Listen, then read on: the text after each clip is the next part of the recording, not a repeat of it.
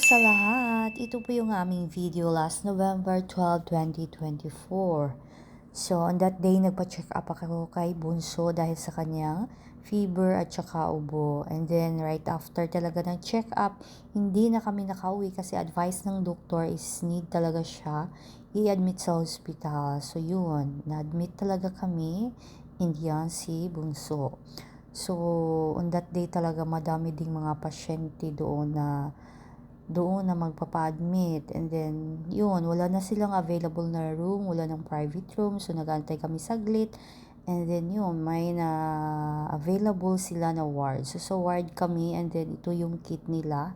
Kulay green na bag. So, yung laman talaga ng kit ay yung pinaka-importante talaga na gamit. So, meron siyang sabon, toothpaste, baso, face towel, bottled water. So, may ballpen pa yan, shampoo, and then, yan, toothbrush, ganon.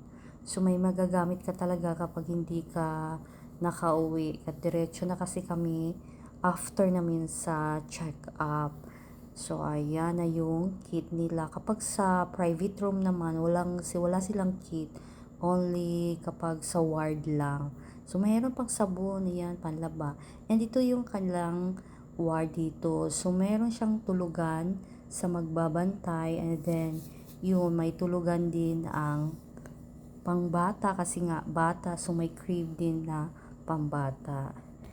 Tapos, dalawang CR para sa pambabae at saka panlalaki.